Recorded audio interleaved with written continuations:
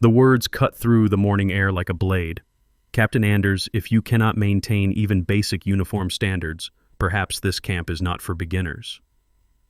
Colonel Victor Hale's voice carried across the parade ground, amplified by the stillness before dawn. 60 officers and trainees stood in formation, breath misting in the cold. At the center of the concrete square, a woman stood alone. Captain Lila Anders, 5'4", dark brown hair pulled tight, eyes the color of storm clouds. She did not move, did not speak. The only sign of life was the subtle rise and fall of her chest. 4 counts in, 4 counts out, 4 counts hold. Repeat. Hale descended from the podium, boots echoing against stone. He circled her like a predator assessing prey. Do you see this? He gestured to a small grease stain on her gray physical training shirt, barely visible in the dim light.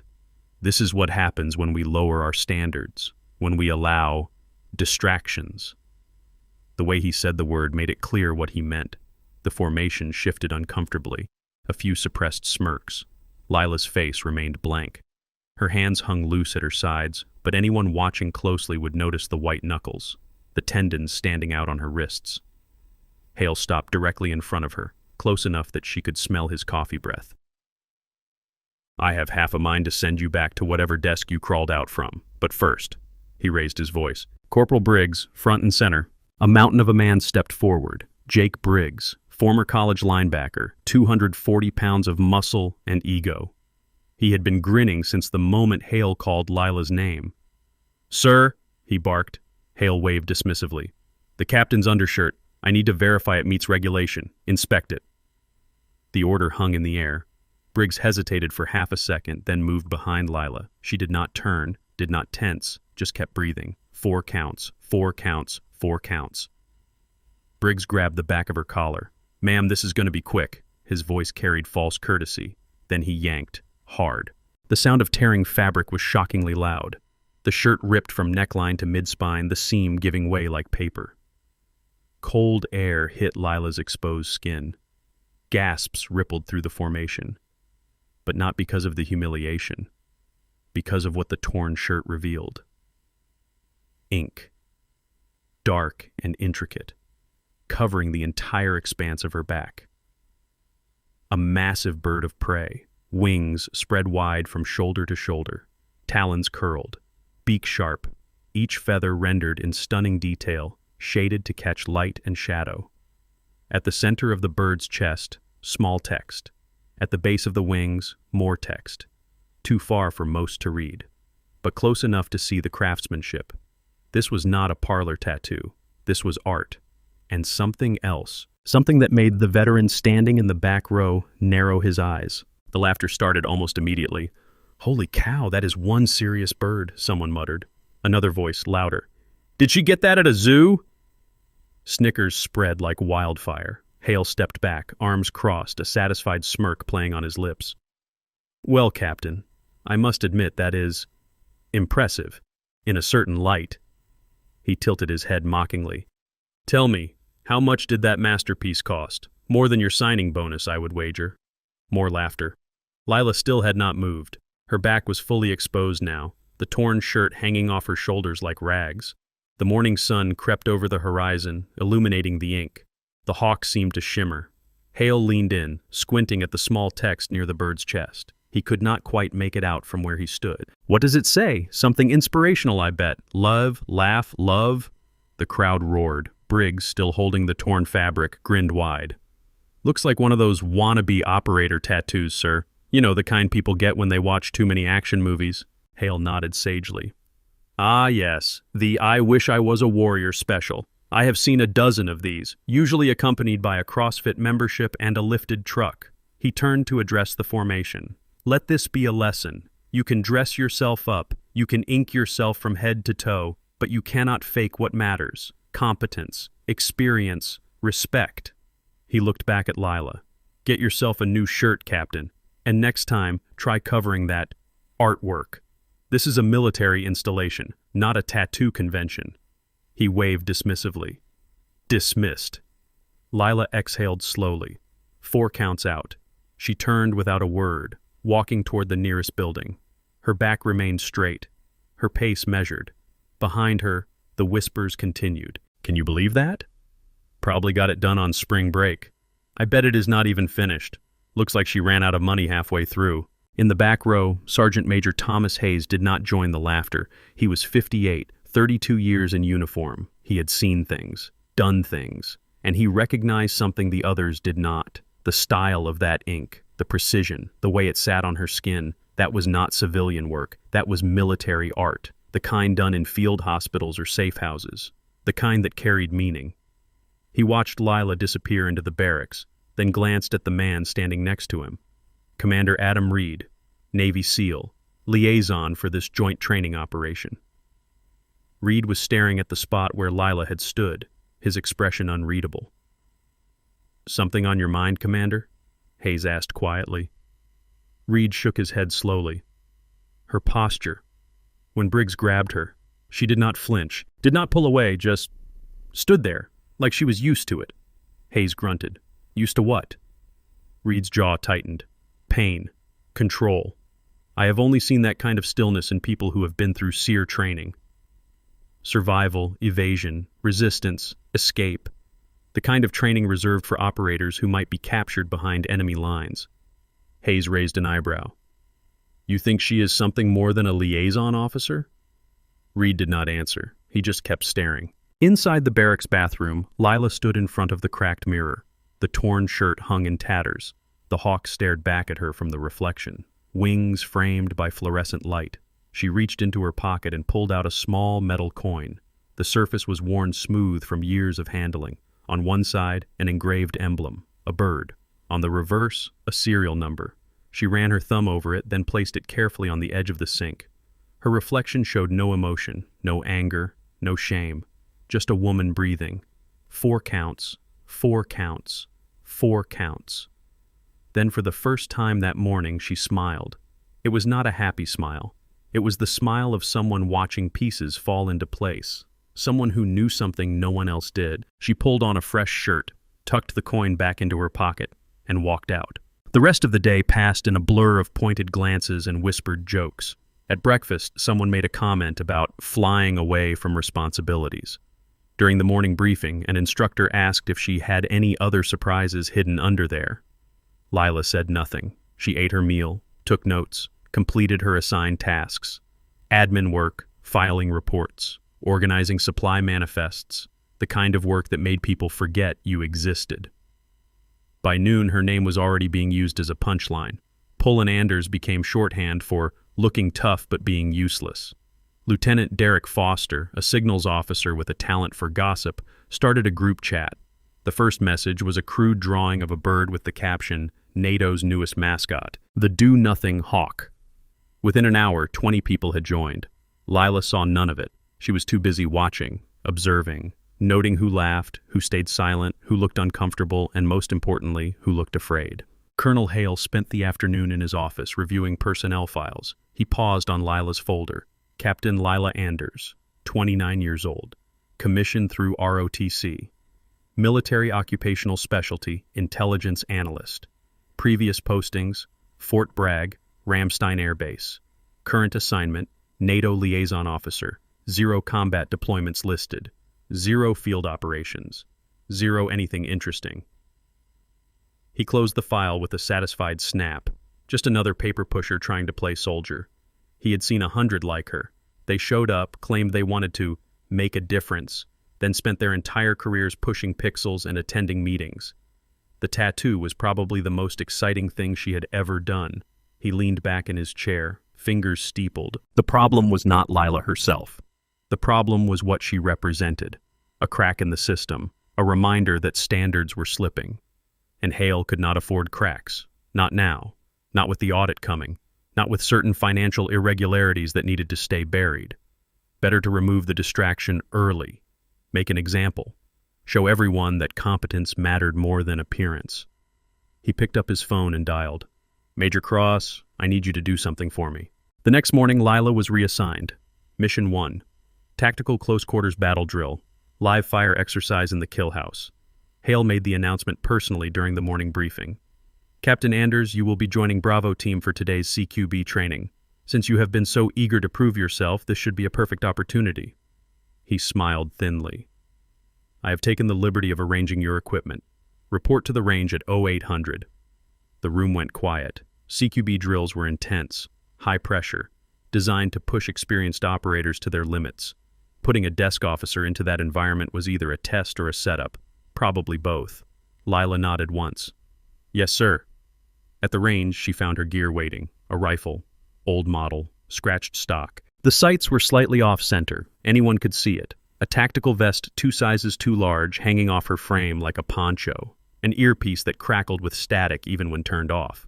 Bravo team stood nearby, checking their own equipment. All men, all experienced, all watching her with expressions ranging from pity to amusement. Corporal Miles Chen spoke first. "Ma'am, no disrespect, but have you done this before?" Lila adjusted the vest straps. "I will manage." Chen exchanged glances with his teammates. "Right. Well, the drill is simple. 3-room clear. Hostage targets mixed with threat targets. We go in as a team, neutralize threats, secure hostages. You will be rear security. Just stay behind us and do not shoot anyone by accident." The team leader, Staff Sergeant Travis Cole, stepped forward. He was older, calmer. "Captain, if you are not comfortable with this, there is no shame in sitting it out. This is advanced training." Lila met his eyes. "I will manage," she repeated. Cole sighed. "All right, your call." The buzzer sounded. The team stacked up at the entry point. Lila took her position at the rear, rifle held in low ready. The door breached. Smoke. Shouting. The team flowed in like water, each man moving to his sector. Lila followed. They cleared the first room in seconds. 2 threat targets down, no hostages. They moved to the second room. This was where things went wrong. The team entered fast, too fast. They did not check the corner. A hidden threat target popped up. Chen swung his rifle, but his angle was bad. He would hit a hostage target if he fired. He froze. Cole barked, "Hold fire! Chen, reposition!" But there was no time. The drill was live, the clock was running. If they did not neutralize the threat in 3 seconds, the scenario counted as a failure. Cole cursed under his breath. Then Lila moved. Not forward, not back. Lateral. 2 steps to the right, changing her angle. Her rifle came up smooth. 1 shot. Center mass. The threat target flipped backward. Chen stared. "How did you—" Lila was already moving to the 3rd room. Cole blinked, then followed. The 3rd room was chaos. 4 targets, 2 hostages. Tight angles. The team spread out, calling targets. But the room was too small. Bodies blocked lines of fire. Someone would have to take a risky shot. Lila did not hesitate. She dropped to one knee, creating a lower angle. Fired twice. 2 threat targets down. The hostages remained untouched. The drill ended. The range officer's voice crackled over the intercom. "Clear. Time 47 seconds. New record for this facility." Silence. Then the officer added, "Previous record was 52 seconds, held by a SEAL instructor." The team stood frozen. Chen looked at his rifle, then at Lila. "What the hell?" Cole's expression had shifted from annoyance to confusion. "Captain, where did you learn to shoot like that?" Lila safed her rifle, ejected the magazine. "Practice." She set the weapon down and walked toward the exit. Behind her, the team exchanged stunned looks. Cole pulled out his phone, texted someone. Hayes, watching from the observation booth, leaned forward. "Rewind that." The technician complied. The footage played again in slow motion. Hayes watched Lila's footwork, the way she moved, pieing corners, low ready carry, perfect trigger discipline, every movement economical, efficient, trained. This was not practice.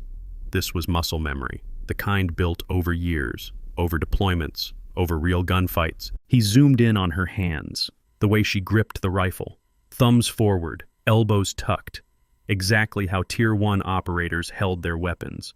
Hayes sat back slowly. "Commander Reed, you need to see this." Reed arrived 10 minutes later. Hayes played the footage without comment. Reed watched in silence. When it finished, he asked the technician to rewind to the moment Lila took the corner shot. Freeze frame. Reed studied the screen. Her stance, her posture, the angle of her head. "That is a JSOC technique," he said quietly. "Joint Special Operations Command, the umbrella organization for Delta, SEAL Team 6, and other elite units. Specifically, the way she indexes off the door frame. That is taught at advanced CQB courses, the kind reserved for people who do hostage rescue for a living. Hayes nodded. And the shot grouping. Did you see where her rounds landed? Both targets hit within a 2-inch circle, at 15 feet, while kneeling with a rifle that has misaligned sights. Reed rubbed his jaw. She compensated for the sight issue without test firing. That means she knew it was off the moment she picked it up. Which means she knows her gear, Hayes added. Really knows it. They stared at the frozen image. Lila's face was calm, focused, no adrenaline spike, no excitement, just someone doing a job they had done 1,000 times before. Reed pulled out his phone. I am checking her file again. He scrolled through the digital records. Says here she is an intelligence analyst. No advanced weapons training listed, no CQB school, no combat deployments. Then where did she learn? Hayes asked. Reed did not answer. At the range, Lila was alone. She had stayed behind after the team left, collecting her spent brass casings. A habit. She arranged them carefully on the concrete, 3 casings, forming a small triangle. She stared at it for a moment, then scattered them with her boot. Old habits were dangerous. She turned to leave and nearly collided with Sergeant Carter, the range officer. He held a clipboard, pen tapping nervously. Captain Anders, that was impressive. Lila nodded once. Thank you. Carter hesitated. I have been running this range for 8 years. I have seen Green Berets, Rangers, SEALs, Delta. You just beat all their times. Lila's expression did not change. Favorable conditions. Wind was calm. Carter blinked. Wind? Ma'am, this is an indoor range. Exactly, Lila said. She walked past him. Carter stood there, pen frozen mid-tap. Then he looked down at his clipboard, at the target analysis. Every one of Lila's shots had hit within the thoracic triangle, the kill zone, not one stray round, not one wasted movement. He had seen thousands of shooters, but only a handful shot like that. And all of them had one thing in common. They had seen real combat. He pulled out his radio. This is range control. I need to speak with Commander Reed. It is urgent. If you have ever been underestimated, you know the quiet power of proving them wrong. Hit that like button if you believe actions speak louder than words.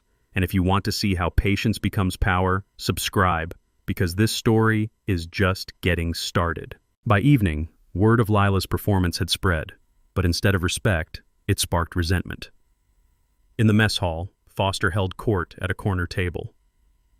So, she got lucky on one drill. Big deal. Probably been practicing that specific scenario for weeks. Someone asked, how would she know which scenario? Foster waved dismissively. Insider information. She is liaison, right? Probably saw the drill plan ahead of time. Murmurs of agreement.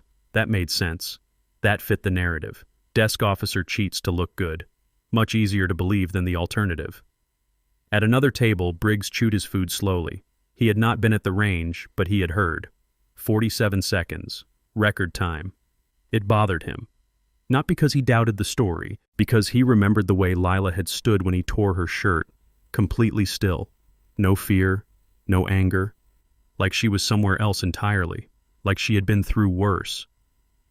He pushed his tray away, appetite gone. Across the hall, Lila sat alone. She ate methodically. Chicken, rice, vegetables, proper nutrition, proper fuel. She did not look at the other tables, did not acknowledge the whispers, just ate. 4 bites, sip of water, 4 bites, repeat.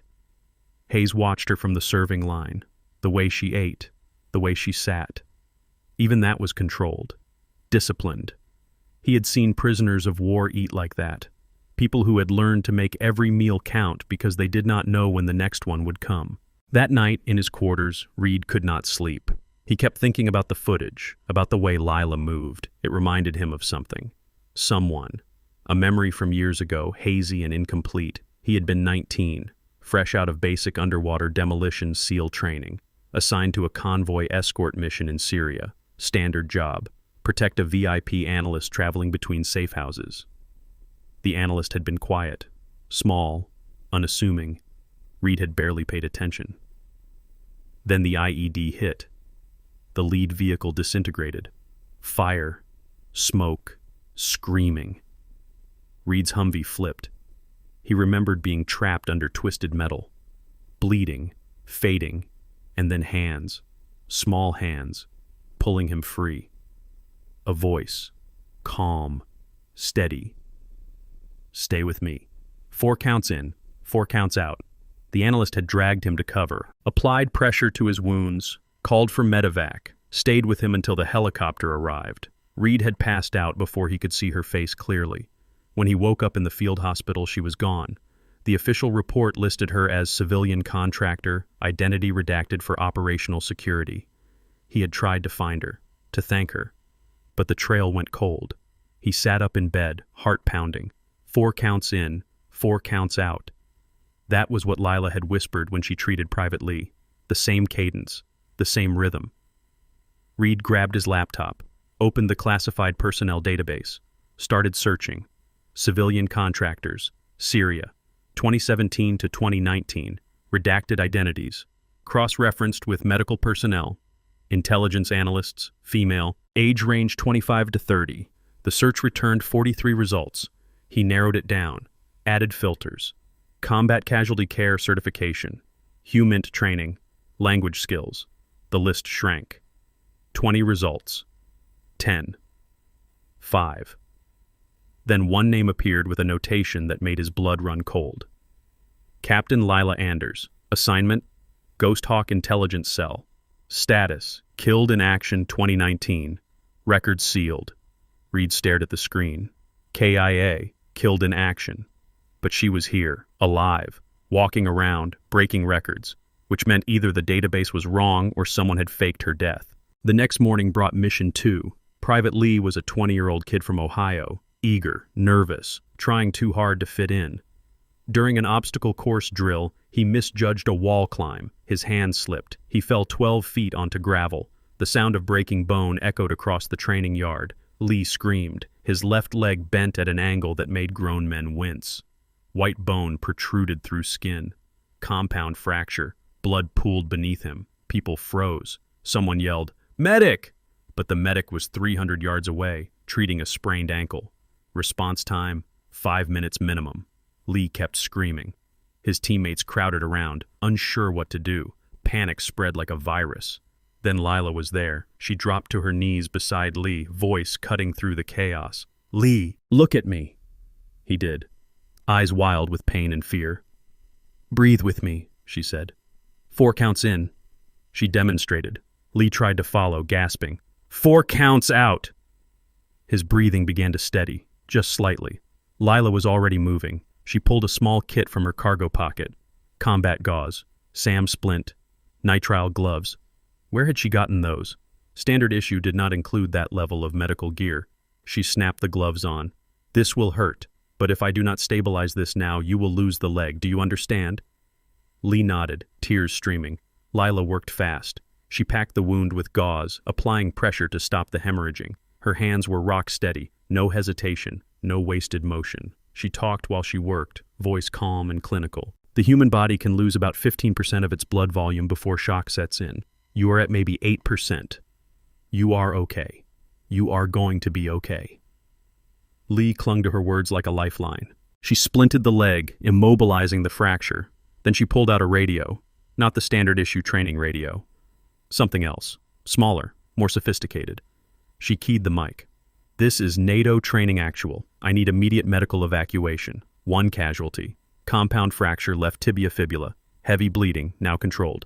Patient stable but requires surgical intervention within 30 minutes.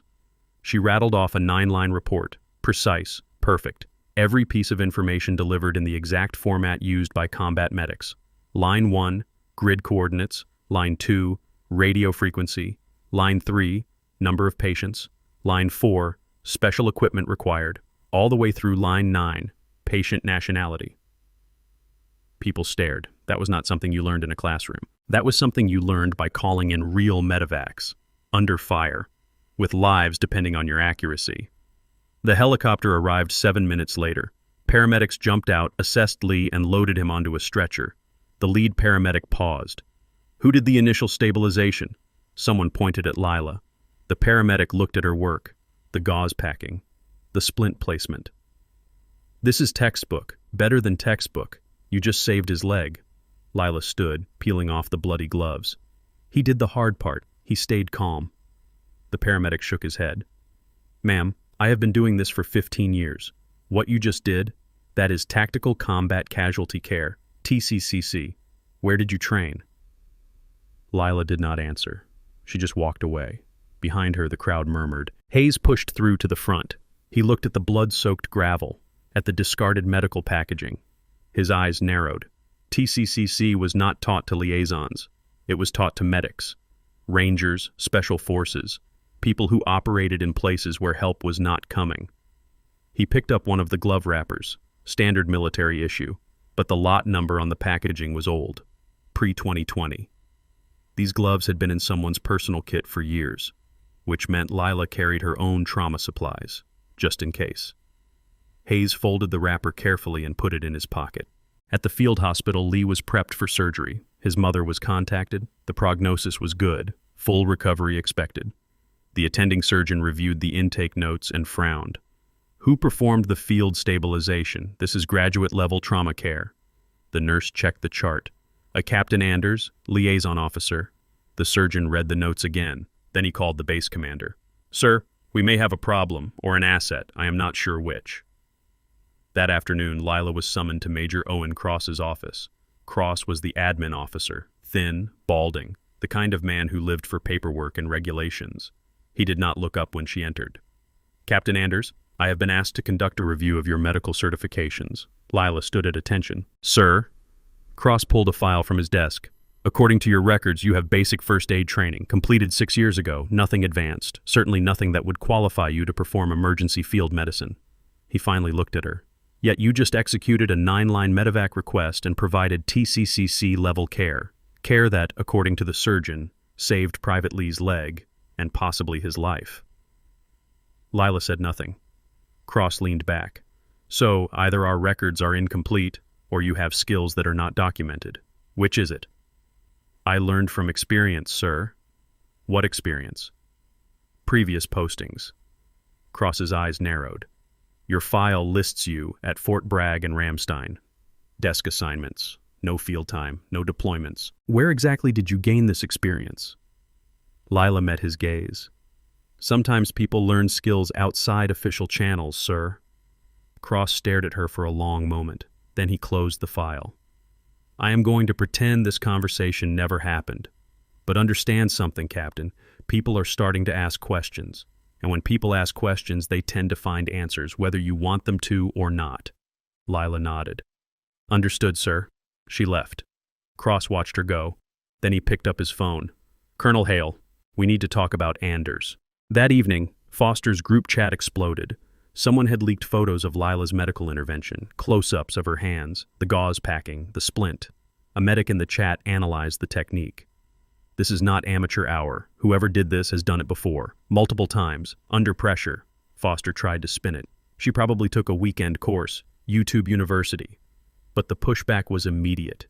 You do not learn this from videos. You learn this by doing it. For real. The chat went quiet. Then someone posted a question. What if she is not just a liaison? No one responded. The idea hung there. Uncomfortable. Unsettling. If Lila was not what she claimed, then what was she, and why was she here? At the same time, Reed was in Hayes' office. They sat in silence, watching footage of Lila treating Lee. Hayes spoke first. I pulled her medical kit packaging. The lot numbers date back to 2018. That gear is over 6 years old, which means she has been carrying personal trauma supplies since at least 2018. Reed added, and the way she talked to Lee, keeping him calm, that is psychological first aid. PFA. They teach that to people who deal with combat stress regularly. Hayes nodded. Operators, medics, people who see traumatic injuries often enough that they need strategies to keep patients from going into psychological shock. Reed rubbed his temples. I found something else. In the classified database, there was a unit, Ghost Hawk Intelligence Cell, operated in Syria and Iraq from 2017 to 2019. Covert reconnaissance, HUMINT, direct action when necessary. What happened to them? Hayes asked. Reed's voice was grim. The operation was aborted in 2019. Most of the team was listed as KIA. The survivors were redacted, their identities sealed. And Lila? Listed as KIA, Reed said, But the death report is thin, no body recovery, no confirmation, just presumed dead following extraction failure. Hayes leaned forward. You think she was Ghost Hawk? I think someone wanted people to believe she was dead, Reed said. And now she is here, pretending to be a desk officer, letting people mock her, letting them underestimate her. Why? The question hung between them. Then Hayes said slowly, You do not fake your own death unless you are hunting something, or someone. She saved a life with skills that were not supposed to exist in her file. What is your theory? Drop it in the comments. And if you are hooked, share this with someone who loves a mystery.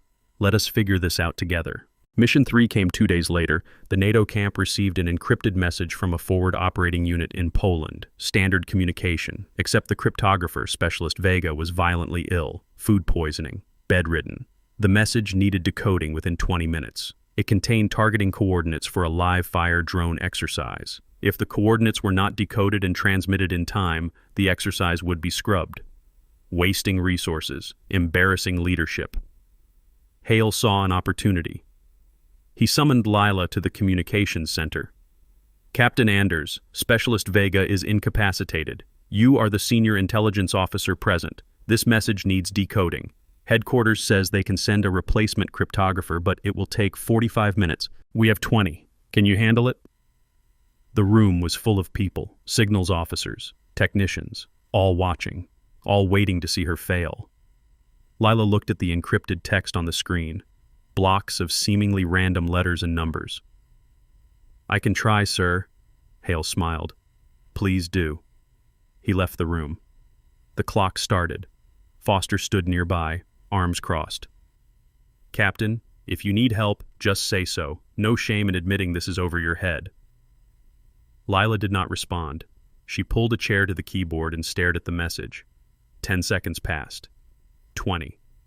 Someone whispered, She has no idea.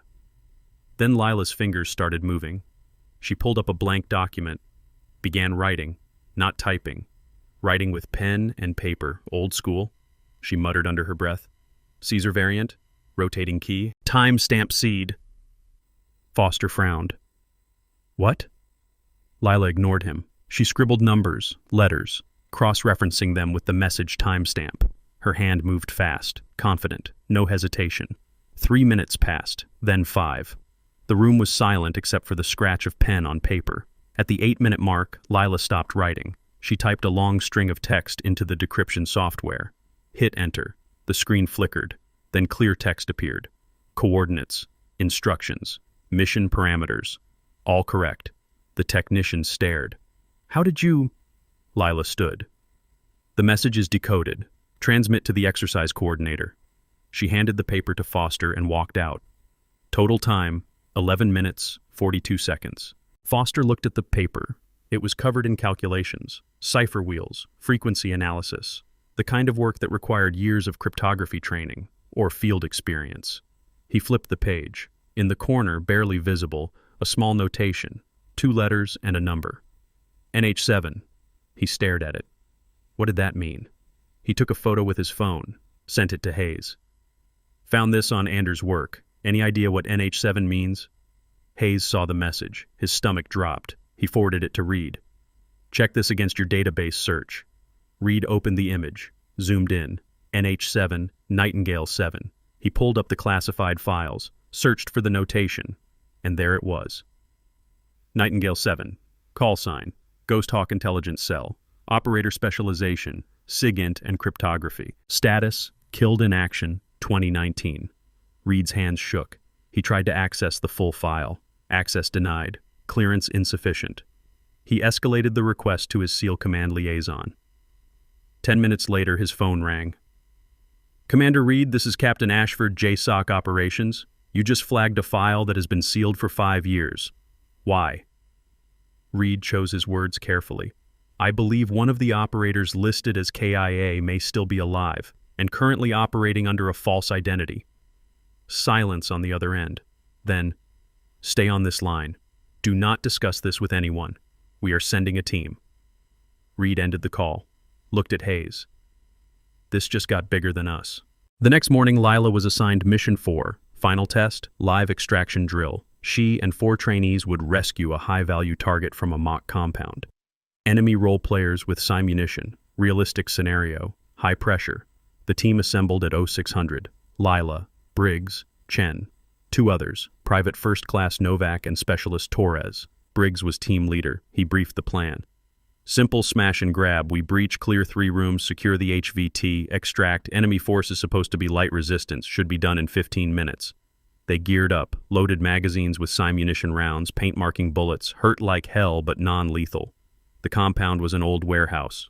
2 stories, multiple entry points. The HVT, a role player wearing an orange vest, was somewhere inside.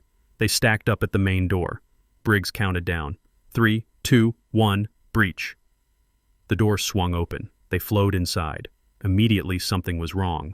The interior layout did not match the map they had been given. There was an extra hallway, a staircase that should not exist. Briggs cursed. Map is wrong. Adjust. They moved deeper. The first room was clear. The second room had 2 enemy role players. Chen and Torres engaged. Paint rounds flew. Both enemies went down, but more appeared. Way more than light resistance. 6, 8, 10. They were outnumbered. Briggs called out, "Fall back, regroup!" But it was too late. Paint rounds hit Torres in the chest. He was dead. Novak took 3 hits to the back. Dead! Chen ran out of ammunition. "I am dry!" Briggs was hit in the shoulder. He kept moving, but his arm was wounded, unable to use his rifle effectively. That left Lila, and they were surrounded. Lila assessed the situation in seconds. They were in a kill box. No cover, no ammo, no backup. This was supposed to be a training drill, but someone had turned it into a setup. She keyed her radio. Standard frequency. "Command, this is Bravo team. We are taking heavy casualties. Request immediate..." Static. The radio was jammed. Of course it was. Briggs looked at her, paint dripping from his shoulder. "Captain, we are done. We need to call it." Lila stared at the enemy role players closing in, at her team scattered and defeated, at the HVT still missing. She made a decision. She reached to her vest, pulled out a small secondary radio, different frequency, military-grade encryption, the kind that should not exist on a training exercise. She keyed the mic. Her voice changed, no longer hesitant, no longer quiet, flat, cold, professional. Nightingale 7 to Overwatch, request immediate extract, grid November Whiskey 4721, 5 personnel, 1 HVT, authenticate Tango Hotel November. Silence. Then a voice crackled back, male, calm. Nightingale 7, authentication confirmed, QRF inbound, ETA 2 minutes. The radio went silent. Briggs stared at her. "What the hell did you just do?" Lila did not answer. She moved to cover, pulled her sidearm. It was loaded with live training rounds, but her posture had changed. Shoulders squared, head up. This was not a desk officer anymore. This was someone who had done this before, for real. The enemy role players hesitated. Something about her stance made them uncertain. Then the door exploded inward. Not breaching charges. Real operators. 4 men in full tactical gear. No markings. No identification. They moved like ghosts. The enemy role players froze. One of them stammered, "This is a drill." The lead operator cut him off. "Drill is over. Clear the area, now." They scattered. The operators secured the room in seconds. Found the HVT. Extracted him. One of them looked at Lila, nodded once, then they were gone. Total time, 90 seconds. Briggs stood in the middle of the warehouse, mouth open. "Who were those guys?" Chen whispered. "Did we just get rescued by actual special forces?" Lila safed her sidearm, holstered it, turned to face her team. For the first time since they met her, she looked directly at them. No hesitation, no submission. "We need to debrief." Her voice was different now. Command voice. The voice of someone used to being obeyed. Briggs blinked. "Captain?" Lila walked past him toward the exit. "Move." They followed. Back at the command center, chaos reigned. Reed stood in front of a wall of monitors, watching footage of the extraction. His face was pale. Hayes stood beside him, arms crossed. On the screen, the moment Lila keyed her radio. "Nightingale 7 to Overwatch." Reed's voice was hoarse. "That call sign was decommissioned in 2019. Hayes pointed at the operators who had responded. "And those men? I recognize their gear. JSOC, Quick Reaction Force. The kind of assets you do not deploy for training exercises. Reed rewound the footage, watched Lila's face, the transformation, from meek to lethal in the span of a breath. "She is not a liaison," he said. Hayes grunted. "No kidding." Reed turned to face him. "If she is Ghost Hawk and she is here pretending to be someone else, then she is on a mission. A real one." "Hunting someone," Hayes agreed. They both turned to look at the monitors, at Colonel Hale's office. Hale was on the phone, pacing, agitated. Reed's jaw tightened. "Oh no." Hayes saw it too. "You think Hale is the target?" "I think," Reed said slowly, "we need to find out what happened in 2019, and why Ghost Hawk was really shut down." On the screen, Lila walked out of the warehouse. She looked up, directly at the camera, as if she knew they were watching, and she smiled. Not a friendly smile. The smile of a hunter who had just flushed her prey into the open. The screen went black. The command center went into lockdown within minutes. Reed made 3 calls, first to JSOC operations, second to NATO security, third to his direct superior at SEAL Command. The message was identical each time. "We have a situation. Ghost Hawk operative active on site. Need immediate containment and briefing." Hayes cleared the room of non-essential personnel. Within 15 minutes, only 2 people remained besides himself and Reed, General Patricia Calloway, JSOC liaison, and Colonel Hale. Hale had been summoned without explanation. He arrived irritated and confused. "Commander Reed, Sergeant Major Hayes, someone want to tell me why I was pulled out of a meeting?" Calloway stood near the monitors, arms crossed. She was 54, gray hair pulled back in a severe bun. 3 deployments, 2 Purple Hearts, not someone who tolerated games. "Colonel Hale, are you familiar with the Ghost Hawk intelligence cell?" Hale's expression flickered. Just for a moment. "Vaguely. That was years ago. Syria Theater. The operation was shut down." "Aborted," Calloway corrected. "There is a difference." She gestured to the screen, the frozen image of Lila. "Captain Anders. What do you know about her?" Hale glanced at the monitor. "She is a liaison officer, intelligence analyst. Adequate performance, though today's extraction drill revealed some concerning judgment issues. She used unauthorized communication channels and—" "Those channels were not unauthorized," Reed interrupted. "They were classified, reserved for JSOC Quick Reaction Force coordination, the kind of channels only covert operators have access to." Hale stared. "That is impossible. Her clearance level does not—" Hayes played the audio. Lila's voice. Flat, professional. "Nightingale 7 to Overwatch. Request immediate extract." The room went silent. Calloway spoke quietly. "Nightingale 7 was a call sign assigned to a Ghost Hawk operative in 2018. Specialization in signals intelligence and cryptography. The operative was declared killed in action following an operation abort in April 2019. She turned to face Hale. "An abort that you authorized, Colonel." The color drained from Hale's face. That operation was compromised. Intelligence indicated enemy forces had been alerted to our presence. I made the call to pull out. Standard procedure." 3 operators died during that extraction, Calloway said. "Because air support was pulled without warning. Because exfiltration assets were redirected. Because someone decided that mission was expendable." Hale's hands clenched. "Are you accusing me of something, General?" Calloway did not blink. "I am asking you to explain why Captain Lila Anders, listed as KIA for 5 years, is currently walking around your training camp, and why she seems very interested in observing your command decisions." Reed pulled up a file on the main screen. "I accessed Ghost Hawk records an hour ago. Required JSOC override. The operation abort in 2019 happened 48 hours before the team was supposed to capture an arms dealer named Konstantin Volkov. The abort order came directly from you, Colonel. Reason listed, intel compromise. But there is no supporting documentation, no source, no evidence that the operation was actually blown." Hale's jaw tightened. "My sources were confidential. I was not required to disclose—" "Your sources were paid," Hayes said. He held up a printed document. "I pulled your financial records. Well, not yours personally. That would require a warrant. But I did pull the records for a shell company registered in your wife's maiden name. April 10th, 2019, 2 days before the abort order. Deposit of $200,000. Origin, a holding company linked to Volkov's network." The room froze. Hale's face went from pale to red. "That is absurd. You have no proof that money was. The transfer code matches deposits to 3 other officers who were later convicted of corruption, Reed said quietly. Same network, same pattern, same buyer. Calloway stepped forward. Colonel Hale, you are hereby relieved of command pending investigation. Military police are waiting outside. You will surrender your credentials and accompany them to detention. Hale looked around wildly.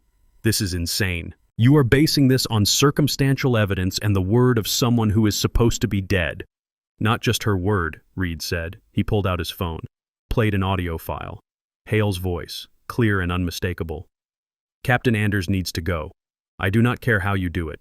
Reassign her, fail her, make her life miserable until she requests transfer. Just get her out of my camp. The voice on the other end belonged to Major Cross. Sir, if I may ask, why the urgency? She has not caused any real problems. Hale again. Because if she stays, people will start asking questions, and I cannot afford questions right now. The recording ended. Calloway raised an eyebrow. That conversation took place 4 days ago, shortly after Captain Anders arrived. Hale said nothing. His hands shook. Reed continued. Captain Anders has been recording everything since she arrived. Every interaction, every order, every attempt to sabotage her performance. She came here knowing someone had sold out Ghost Hawk. She just did not know who, so she set a trap. She let herself be humiliated, let herself look weak, and waited to see who would panic. Hale finally found his voice. If she is really Ghost Hawk, then she is a threat, a security risk. She should be detained, not... She is a federal investigator, Calloway said coldly, operating under JSOC authority, with full authorization to conduct this inquiry. You, on the other hand, are under arrest. The door opened. 2 military police officers entered. Hale looked at them, at the handcuffs, at his career dissolving in real time. This is a mistake, he whispered. No, Calloway said. Selling out your own people was the mistake. This is the consequence. They led Hale away. The door closed. Silence filled the command center. Hayes exhaled slowly. Well, that escalated. Reed was staring at the monitor, at Lila's frozen smile. We need to find her. Calloway nodded. Agreed. Commander, you seem to have history with Nightingale 7. Care to share? Reed hesitated. Then he told them. Syria, the convoy, the IED, the small hands pulling him from wreckage, the voice counting breaths. Calloway listened without interruption. When he finished, she said, So she saved your life, and you never knew who she was. Not until today, Reed admitted.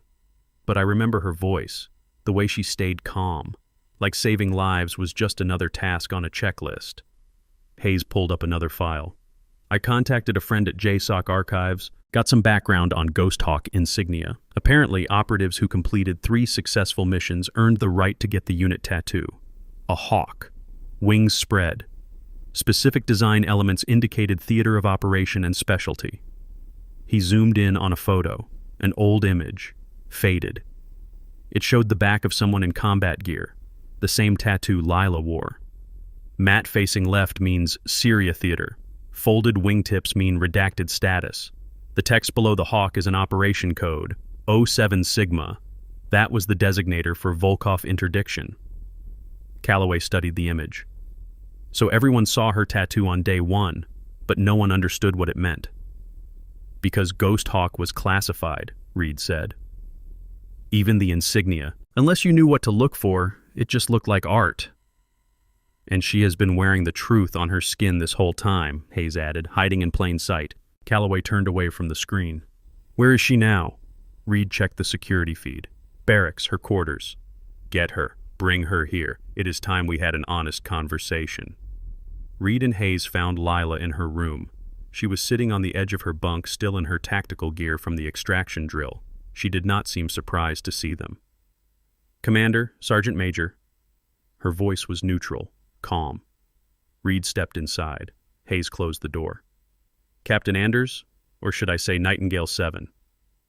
Lila met his eyes. Lila is fine. Reed pulled up a chair, sat down. Syria, 2018. Convoy ambush outside Aleppo. You were there. Lila nodded slowly. I was the analyst your team was escorting. You pulled me out, Reed said. His voice was rough. The vehicle was on fire. I was trapped. You dragged me to cover, kept me breathing until the medevac arrived. You were 19, Lila said quietly. Too young to die because someone sold coordinates to the enemy. Reed blinked. What? The ambush was not random, Lila explained. Someone leaked our route. We lost 2 Marines that day. You almost became the 3rd. Ghost Hawk investigated, found evidence of insider corruption, but we could not prove who. Hayes leaned against the wall. So JSOC sent you back, undercover, to flush out the mole. Lila stood, walked to the window. Not officially. Officially, I died in 2019 when Hale aborted the Volkov operation. My body was never recovered. Story closed. But JSOC suspected Hale was the leak. They just needed proof. So they gave me a new assignment. Liaison officer. Clean record, no combat experience, someone he would dismiss. Reed shook his head. You let him tear you apart. Let everyone mock you, for weeks. For evidence, Lila corrected. She turned to face them. I needed him to feel safe, to think I was harmless. Every insult, every act of sabotage, every humiliation. I recorded it all, built a pattern, proved he was targeting me specifically, which only makes sense if he knew who I really was. Hayes understood. But if he knew you were Ghost Hawk, why would he target you? That would just draw attention. Because he is not smart, Lila said. He is scared. When I showed up, his first instinct was to make me disappear before anyone started asking questions. He thought if he could break me quickly, no one would care. Just another washout. Reed stood. You used yourself as bait. I used myself as a test, Lila said, to see if Hale would panic, and he did. Spectacularly. She pulled a small device from her pocket, a digital recorder. Every conversation, every order to sabotage my gear, every attempt to isolate or humiliate me, all here. Admissible evidence of command abuse. And when cross-referenced with his financial records, it establishes motive. He knew Ghost Hawk was coming back. He just did not know it was me until today. Hayes whistled softly. You played him perfectly. Lila's expression did not change. 3 of my teammates died because he took money to abort a mission. This is not about playing games.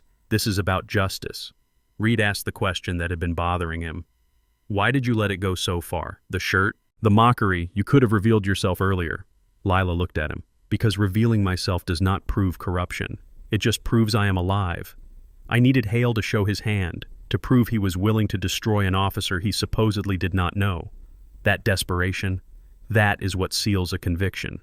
The door opened. Calloway entered. Captain Anders, we need you in the briefing room, now.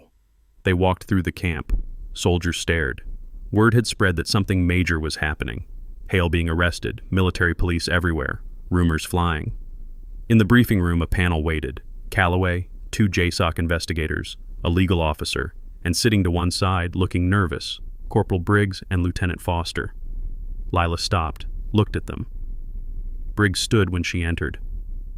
Captain Anders, I owe you an apology for what I did, for how I treated you.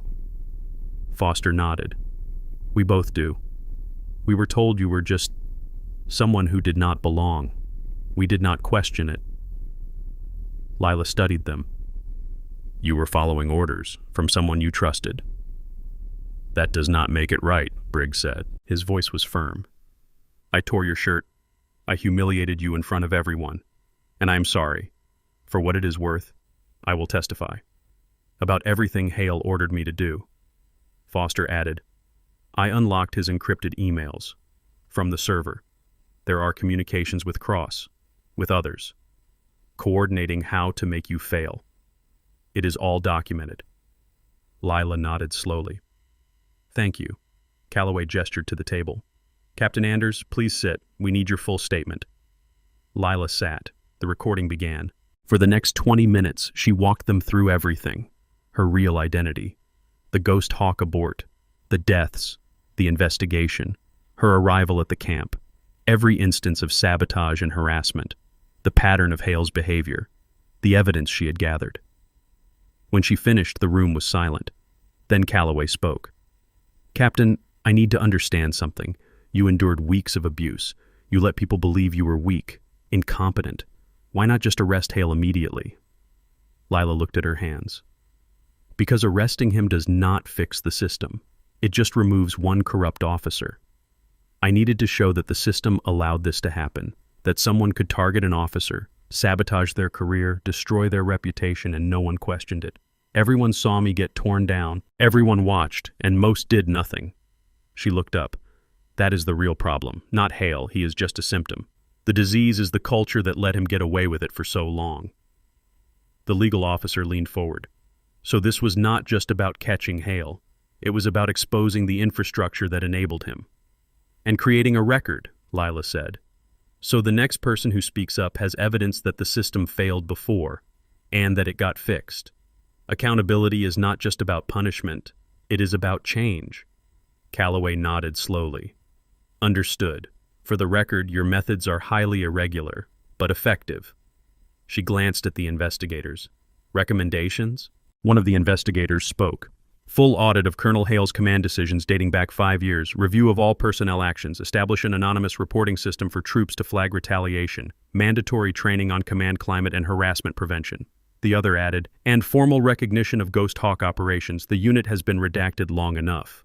Those operators deserve acknowledgement. Calloway agreed. Make it happen. Captain Anders, you are officially cleared of all suspicions. Your status is restored. Ghost Hawk service will be added to your permanent record with appropriate commendations. Lila nodded. Thank you, ma'am. Calloway stood. One more thing.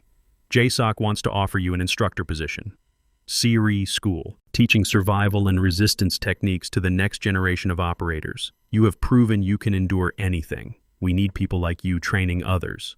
Lila was quiet for a moment, then she said, I appreciate the offer, ma'am, but I am not done yet. Calloway raised an eyebrow. Done with what? Lila did not answer. The meeting ended. People filed out. Reed stayed behind. Lila, can I ask you something? She looked at him. About Syria, he said. When you pulled me out, you could have left me, grabbed the intel and extracted. That would have been the smart play. You were 19, Lila repeated, and you were alive. That made the decision easy.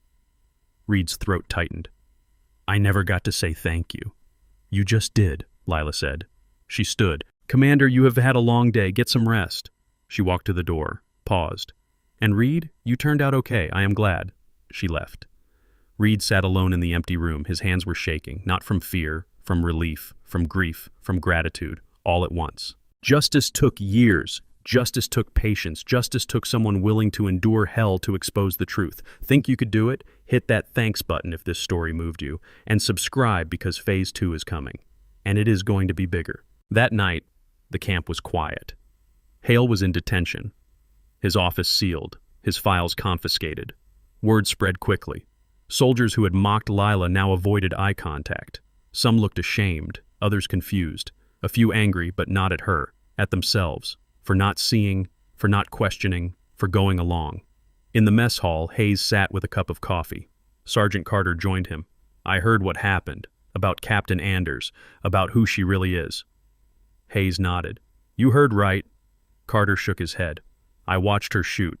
I knew it was not normal, but I convinced myself it was luck, wind, anything but the truth. We see what we expect to see, Hayes said. She counted on that. Carter was quiet. Then, is she staying?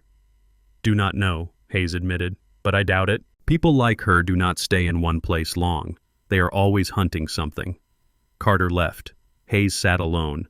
He thought about the spent casings arranged in triangles, the way Lila breathed, the control, the discipline. He had seen a lot of soldiers in 32 years, but he had never seen someone weaponize humility the way she had, turning weakness into strength, patience into power. It was terrifying and inspiring. In her quarters, Lila sat on her bunk. She pulled out the challenge coin, turned it over in her hands.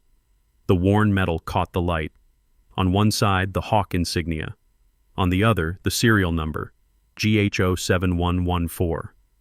She set it on the small table beside her bunk. Then she opened her laptop. The screen glowed in the darkness. Her inbox showed one new message. Sender, encrypted.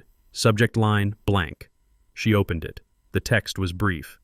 Tower 4 sends regards. Target confirmed. Ramstein Air Base, Germany. Estimated time of arrival, 72 hours. Operation Nightfall, Phase 2. Authentication. Tango Hotel, November. Below the text, 3 attachments. She opened the first. A map of Ramstein Air Base, key buildings highlighted, flight schedules, security rotations.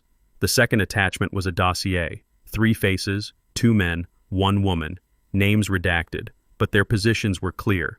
Logistics officers, contracting officials, financial administrators. The third attachment was a single line of text in red.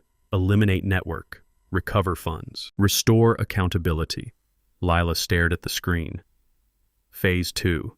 She had known it was coming. Hale was just one piece. The network that enabled him, that profited from corruption, was still operational, still selling out soldiers, still trading lives for money. JSOC wanted it burned down, and they wanted her to light the match. She closed the laptop, leaned back against the wall. Her body ached. Weeks of taking hits, enduring insults, playing weak had taken a toll. Not just physically, emotionally. There was a cost to swallowing your pride, to letting people treat you as less than human, to watching them laugh while you bled. But it worked. Hale was finished. The system was changing. And now she had clearance to go after the rest. She stood, walked to the window. Outside, the camp was dark. A few lights in distant buildings. Sentries walking patrol routes. Normal. Quiet. Then she saw it. A figure. Standing near the perimeter fence. Too far to make out details. But they were watching her window. She did not move. Just observed. The figure raised something. Binoculars. They watched for 10 seconds, then lowered the optics. Raised a radio, spoke into it. Lila could not hear the words, but she knew what they were saying. Hawk is active. Proceed to phase 2. The figure turned and walked away. Disappeared into shadow. Lila stood at the window for a long time. She did not feel victorious. She felt tired. Tired of hunting. Tired of hiding. Tired of pretending to be something she was not. But tiredness did not matter. The mission mattered. The 3 operators who died in 2019 mattered. The countless others who had been betrayed by people like Hale mattered. Justice was not loud. It was not fast. It was patient, methodical, relentless, and she was very good at it. She turned from the window, pulled her gear bag from under the bunk, started packing.